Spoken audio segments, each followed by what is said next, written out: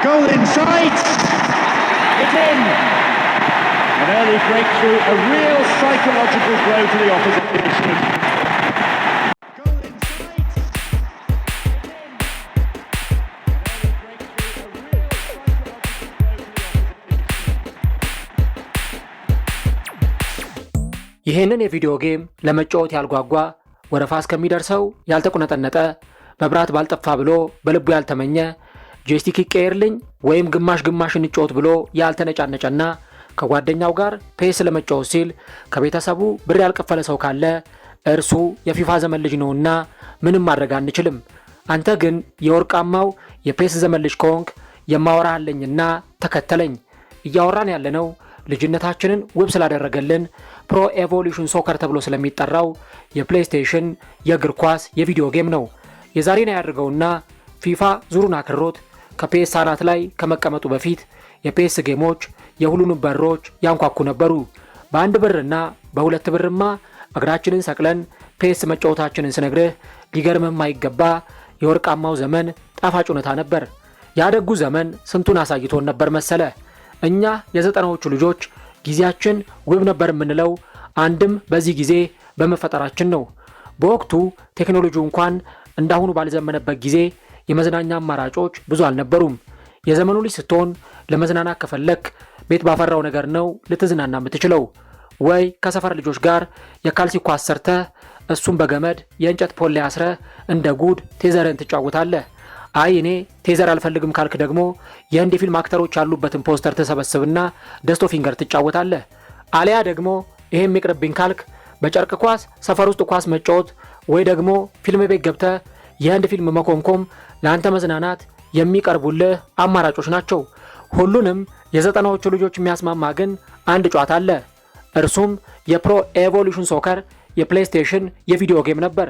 50 ሳንቲም ወይም አንድ ብር ካለ አንድ ጨዋታ ዘና አድርጎ ያጫውታል። ከጓደኛ ጋር ደግሞ 5 ወይም 10 ብር ካላችሁ ቀናችሁ ውብ ሆነ ማለት ነው። በዛን ሰዓት ፕሌይስቴሽን የተገዛለት ልጅ ካለ ደግሞ እርሱ ዘመናዊና እድለኛ ልጅ ነው ማለት ነው። ይሄንን የደስታ ጊዜ የሰጠን ደግሞ ፕሌይስቴሽን ነው። የጃፓኑ ኮናሚ ዲጂታል ኢንተርቴንመንት የሚያዘጋጀውና በፈረንጆቹ 1995 የተጀመረው ይህ የእግር ኳስ የቪዲዮ ጌም ዊኒንግ 11 የተሰኘው ጌሙ በብዙዎች ዘንድ በጣም ተወዶለት ነበር። በተለይም ዊኒንግ 11 8 እና ዊኒንግ 11 9 የብዙ ህጻናትና ወጣቶችን ቀልብ የሳቡ የእግር ኳስ የቪዲዮ ጌሞች ነበሩ። ከዛ በመቀጠል በፕሌይስቴሽን 2 የተመለከትናቸው ከፒኤስ 2007 ጀምሮ እስከ ፒኤስ 2013 የነበሩ ጌሞች ገበያው ላይ ለበርካቶች የተቸበቸቡና ሚሊዮኖች የተጫወቷቸው የእግር ኳስ ጌሞች ነበሩ። የተጫዋቾቹ አካላዊ ገጽታ በጣም ደስ ይላል። ፍጥነታቸውና የደስታ አገላለጻቸውም ደግሞ ይለያል። ፒኤስ2 ስትጫወት በመደግፈው ክለብ ነው የምጫወተው ካላልክ ጓደኛህን ድባቅ የምትመታባቸው ምርጥ ክለቦች አሉልህ። ግራ ከገባ ደግሞ አጠገብ ያሉትን ፕሌይስቴሽን የሚጫወቱ ልጆችን ዞር ብሎ ማየት በቂ ነገር ነው። የዊኒንግ 11 እና የፒኤስ2 ማሸነፊያ ክለቦችን ልንገርህ። ኢንተር ሚላን ስትሄድ አደገኛው ሹተር አድሪያኖ አለልህ። እርሱና አራት ማዕዘን ፍቅራቸው እጅግ በጣም የተለየ ነው። ሪያል ማድሪድ ይመቸኛል ካልክ ደግሞ ሮቤርቶ ካርሎስ አለልህ። ቅጣት ምት ስታገኝ አራት ማዕዘንን ለእርሱ መስጠት ነው። እንደ ሚሳኤል በሚምዘገዘግ ሮኬት የቅጣት ምት ጎል አንጀትህን ያርሰዋል። ዴቪድ ቤካም ደግሞ የማዕዘን ምቱ ንጉስ ነው። አንድ እጁን ወደ ጎን አወናጭፎ የማዕዘን ምቶችን ሲመታ አቤት ማስደሰቱ። ሰርጂዮ ራሞስ በፍጹም የማይታለፍ አጥር፣ ትልቁ ሮናልዶ ደግሞ ድንቅ ጨራሽ አጥቂ። በፈረንሳይ የምትገባ ስብስቡ እንዳለ የከዋክብት ብቻ ነው። ዚነዲን ዚዳን፣ ቴሪ ኦንሪ፣ ሮበርት ፔሬዝ፣ ፓትሪክ ቬራ የቡድንህ መሪ ተዋናዮች ሆናሉ። ፒኤስ2 ላይ በተለይም ከ2009 ጀምሮ 2-3 ምርጥ ቡድኖችን አታጣም። ባየር ሚኒክን ይዘህ ከገባ በሪበሪና በአሪያን ሮበን ብቻ ጓደኛን አስለቅሰ መሸኘት ትችላለህ። ባርሴሎናን ብትገባ በፍጹም አትከስርም። ትንሹ ልጅ አርጀንቲናዊ ኮከብ ሊዮኔል ሜሲ፣ ዣቪ፣ ኢኔስታና ቪክቶር ቫልዴዝ የመሳሰሉ ኮከቦች በቡድን ውስጥ አሉልህ። ሪያል ማድሪድ ውስጥም ከዋክብቶች አሉ። የፒኤስ 2013 ንጉስ ክርስቲያኖ ሮናልዶ ብቻውን ጌሙን ያሸንፍላል። ቤንዜማ ደግሞ ለቴስታ ጎሎች ማን ብሎት። ሪካርዶ ካካ፣ መስዑት ኦዚልና ማርሴሎም ለማሸነፍህ ምርጥ መሳሪያዎች ናቸው። በራሴ ፍላጎት አንድ ቡድን ልጨምርልህ። ካንተ ጋር ፒኤስ ለመጫወት አብሮ ፒኤስ ቤት የገባው ጓደኛ ኤሲ ሚላን የተባለ ቡድን ይዞ ከገባ እንዳለቀልህ ቁጠረው። አሌክዛንደር ፓቶ የቡድኑ ልዑል ነው። ሮናልዲኒዮ ጎቾ ጨዋታ አሳማሪ፣ አንድሪያ ፔርሎ የመሃል ሜዳው ሞተር፣ ሪካርዶ ካካ ምርጥ ኳስ አቀጣጣይ፣ ጂናሮ ጋቱሶ ደግሞ የመሃል ሜዳ አርበኛ።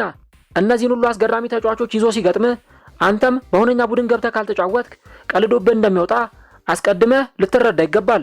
ከሁሉ ግን ጃፓናዊ ዳኛ ካዙኪ ኢቶ መቼም አይረሳም። ይህ ዳኛ እውነተኛ ሰው አይደለም። የኮናሚ ድርጅት በጌሙ ላይ የፈጠረው ፊክሽናል የዳኛ ገጸ ባህሪ ነው። ይህ ዳኛ ምንም ምህረት የሚባል ነገር አያውቅልህም። ትንሽ ፋውል ብትሰራ እንኳን በቀጥታ ቀይ ካርድ ከመስጠት ወደ ኋላ የሚል አይደለም። ብዙዎቻችንም ከአደገኛ ዳኞች መካከል እርሱን እንደ አንዱ አድርገን ነበር የምንቆጥረው። እንግዲህ የፒኤስ ጌም እንደዚህ ነው። ጌሙን የሰሩትን ባለሙያዎች በጥራት ጉዳይ ላይ የማይደራደሩት ያለውን የፈላጊ ብዛትና የሰውን ፍላጎት ስለሚያውቁ ነው። ለፒኤስ ጌም አዲስ ወይም ጀማሪ ከሆንክ የምታየው ነገር ሁሉ ግራ ሊገባ ይችላል። በየትኛው ክለብ እንደገባ ሁሉ የምታውቀው ቡድን ከመረጥክ በኋላ ነው። የሆነ ቦታ ላይ ማን ሬድ ሚል ካገኘ ማንቸስተር ዩናይትድ ማለቱ ነው። በአርሰናል መግባት ከፈለክ ደግሞ ኖርዝ ለንደን ኤፍሲ የሚለውን ምረጥ። ለንደን ኤፍሲ ቼልሲ፣ መርሲሳይድ ሬድ ሊቨርፑል እና ማን ብሉ ማንቸስተር ሲቲ እንደሆኑ ብዙም ሳይቆይ የሚገባ ጉዳይ ነው።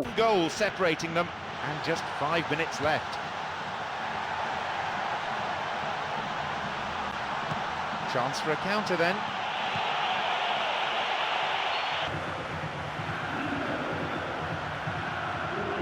Giovinco. Yes.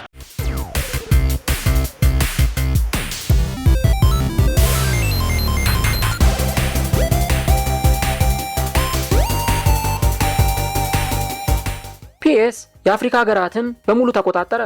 በየመኖሪያ ቤቱ ሁሉ ፒኤስ ቦታውን አደላደለ። ነገሩን ደግሞ ወደ ንግድነት የቀየሩትም አሉ። በእኛም ሀገር ከ50 ሳንቲም ጀምሮ እስከ 1 ብር ድረስ ፕሌይስቴሽን የሚያጫውቱ ሰዎች ቁጥር ጥቂት አልነበረም። ችግሩ ወረፋውም የዛኑ ያክል ነበር እንጂ። ማስተር ሊግ የተባለውን የፕሌይስቴሽን ጨዋታ ምን ያክሎቻችሁ ታስታውስታላችሁ? ቢካም ሌጀንድስ እንዴት ይረሳል? እነዚህ የፒኤስ ጨዋታዎች ታዳጊዎችና ወጣቶች አይናቸውን ከስክሪን ላይ ለደቂቃ እንዳያነሱ ሰቅዘው የያዙ ነበሩ። ፒኤስ2 ብዙ ተጠቃሚዎችን ማፍራቱን የተገነዘበው የኮናሚ ድርጅትም ምርጡን የፒኤስ3 የቪዲዮ ጌም ከምርጥ ግራፊክስ ጋር ይዞ ከቻለ። በወቅቱ የፒኤስን ያህል ተወዳጅነት ያልነበረው የኢኤ ስፖርት የፊፋ የቪዲዮ ጌም ነቃ ደንገጥ ማለት የጀመረው የዚህን ጊዜ ነበር።